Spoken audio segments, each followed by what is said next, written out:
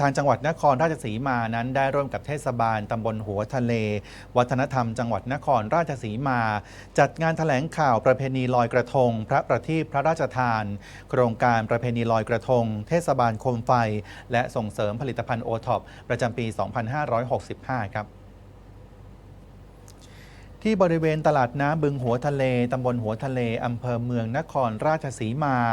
นายเทวันลิปตะพันลบอดีตรัฐมนตรีประจำสำนักนายกรัฐมนตรีนะครับได้เป็นประธานแถลงข่าว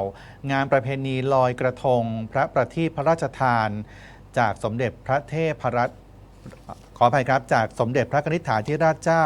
กรมสมเด็จพระเทพรัตนราชสุดาสยามบรมราชกุมารีโครงการประเพณีลอยกระทงเทศบาลโคมไฟและส่งเสริมผลิตภัณฑ์โอท็อปประจำปี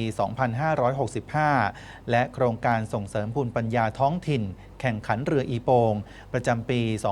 2565 พร้อมด้วยนายสมเกียรติวิริยะกุลนันท์รองผู้ว่าราชการจังหวัดนครราชสีมา นายเอกภพ โตมรศักดิ์นายกเทศมนตรีตำบลหัวทะเล นายชยนันท์แสงทอง วัฒนธรรมจังหวัดนครราชสีมา และนางภาวนาประจิตผู้อำนวยการการท่องเที่ยวแห่งประเทศไทยสำนักงานนครราชสีมาร่วมในงานแถลงข่าวในครั้งนี้โดยงานประเพณีลอยกระทงพระประทีปพระราชทานในปีนี้เทศบาลตำบลหัวทะเลร่วมกับภาครัฐภาคเอกชนกลุ่มพ่อค้าแม่ค้าผู้นำชุมชนท้องถิ่นในพื้นที่พี่น้องประชาชนชาวโคราชทุกภาคส่วนร่วมกันจัดงานประเพณีลอยกระทงเพื่อเป็นการสืบสานประเพณีไทยภูมิปัญญาท้องถิ่นให้คงอยู่สืบไป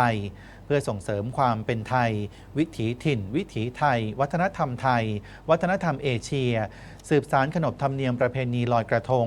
วัฒนธรรมอันดีงามซึ่งเป็นประเพณีที่สำคัญของประเทศแล้วก็ของประเทศเพื่อนบ้านด้วยนะครับส่งเสริมการท่องเที่ยวแล้วก็เป็นการกระตุ้นเศรษฐกิจทั้งนี้ภายในงานมีการประกวดกระทงอนุรักษ์ธรรมชาติประเภทกระทงจิ๋วและกระทงใหญ่มีการแสดงพลุการแสดงวัฒนธรรมนานาชาติการแสดงจินตลีลาประกอบเพลง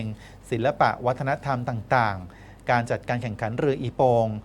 รวมทั้งการจัดกิจกรรมออกร้านจำหน่ายสินค้าการออกร้านจำหน่ายสินค้าโอท็อปแล้วก็ร้านอาหารประเภทสตรีทฟู้ดที่บริเวณตลาดน้ำบึงหัวทะเลตำบลหัวทะเลในระหว่างวันที่ 8-9 พฤศจิกายนนี้ครับ